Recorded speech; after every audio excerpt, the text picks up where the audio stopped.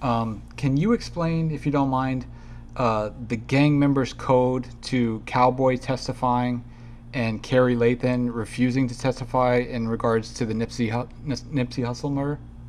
Yeah, I mean, I hate to beat a dead horse because what I found with this snitching thing is I realized people from the inside of the culture are trying to like explain something to people that is so foreign to them that it's almost exhausting because like, you keep saying the same thing over and over again. It's this simple.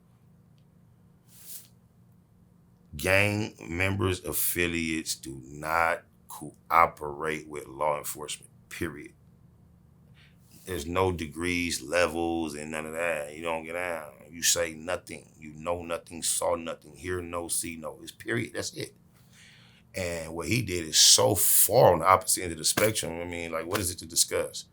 It just so happened things are watered down these days. Everything is on TV, and the people with the most say so are people in YouTube comments who have nothing to do with the shit. So, hey,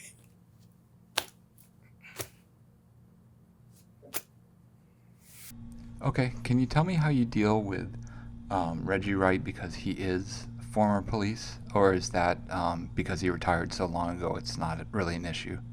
um, Reggie Wright. Uh, when I came around the row, at some point or another, I don't know if Reggie was there initially or if he had been gone when I got there and then came back because, he was there way before me. But at some point, him and Suge went through things where he was in and out. But for the majority of the time I can recall, when I got to the row, it was at a time when cell phones weren't a everyday thing. And cell phones kind of like at that time were going up in prestige, meaning like rich and famous people didn't have them because that was too accessible. So if you was a regular nigga and you had a rich famous partner, more likely than not, you had somebody else's number around them in order to get in touch with them. And for a long time, in order to get in touch with Suge, I would have to call a dude named Said or Reggie. And Reggie, outside of all the things he did for Suge and all that, his police background, my relationship was when I'm trying to get in touch with Suge, Reggie is usually the main nigga I got a call to get through. And I can recall at times when Suge is bullshitting, because I'm calling Reggie, it feel like Reggie bullshit. So you'll get irritated to the point where I go off on Reggie and cuss him out. And I sit back and think about it. Reggie, he'd be like, Spider, man, I don't give a fuck who he talk to. If he want to talk to you, I'm going to give him a phone. And I think about it and like, yeah, I had to apologize to Reggie. And then after the road days, Reggie like just fell out of existence in my life. Like couldn't think about Reggie much, didn't have much reason to think about him, never had no bitter feelings or nothing. And like years later, Big Ant again, rest in peace. We was in Watts. He had a homie from Hoover in Watts that sells some weed. And we used to go over there a lot of times, watch like the big fights and games and shit. He's a G nigga. A lot of people knew him. And we went over there one day. We was in his backyard. No, we went in the backyard. It's like a back patio. And somebody came in and like sold him like some pounds, like a pack, like 8, 9 pounds of some weed and shit. And he left. We chopping it up. I watched this nigga come in, go over there, fuck with my peoples, and I watched him walk out. I watched this nigga. We talking, we chilling and shit, woo wop wop. And the nigga from Hoover, he was like, yeah, just like the nigga that left. That was Reggie Wright Jr. right there. And me and Big Ant was like, we was like, Reggie Wright, Reggie Wright, Reggie Wright? He like, yeah, that was Reggie Wright. We was like, man, that wasn't no motherfucking Reggie Wright. Reggie used to be fat, bow-legged. Like, the nigga was skinny that just walked in and out of here. I'm like, that wasn't no Reggie Wright. And then he was like, I'll call him back right now. That was Reggie Wright. So he called him. He like, hey, Reggie, how far you get? Hey, man, come back, man. I think I forgot something. So this time when Reggie came back, I opened the door. And then like I opened the door, I'm looking at his face like, you don't know me? He like, Spider? He looked like a whole different person. And then the other time I seen him, he was like security police.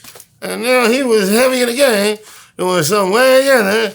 And then we kind of like got familiar. And next thing I know, he was indicted. And then Reggie, yeah.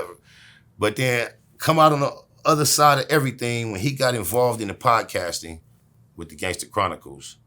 I I'm very appreciative. He reached out and did all he could to include me and try to set me up with the same people that set that whole show up.